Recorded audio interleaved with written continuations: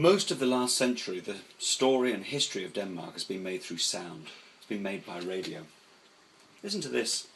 Even if you weren't born, most of you will recognise.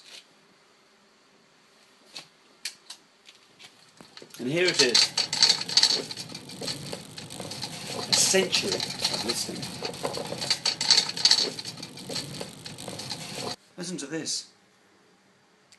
This is what happened when Denmark was liberated at the end of the Second World War.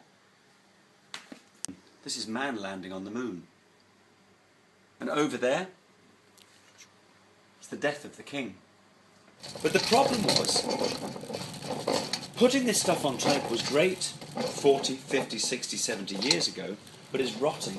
And if we don't do something about it, all of this, our own history, is going to disappear. It will literally rot away. That's why we're working on digitalising all of these files and making it and returning it as part of the story of what Denmark's about. A library can only have one book on one shelf at the same time. But when this information is digitalised, it doesn't only need to have one place on the shelf, it can be in thousands of different places.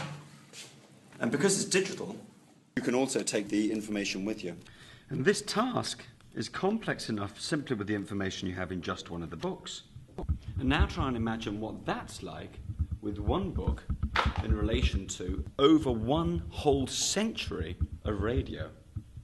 LARM is about this enormous volume of information.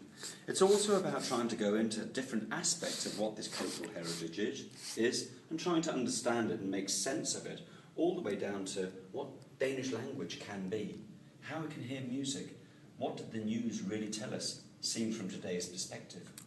And it gives us an enormous opportunity because it means that we can now take the cultural heritage that's in cellars, not being listened to, not really being understood, and open it, disseminate it, find new ways of understanding it, and most importantly, finding a way of future-proofing the way we understand our own history and opening it for our generation and for the generations to come.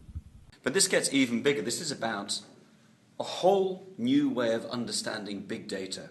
And it's here where Denmark is actually leading the world. And it's also trying to understand it in a context where political parties here in Europe are being voted in specifically with the political cause of opening archives, working with notions of copyright. It's this kind of context we're trying to work in. So we're listening in new ways, understanding in new ways, disseminating, and also seeing the broader and biggest picture that's available to us now.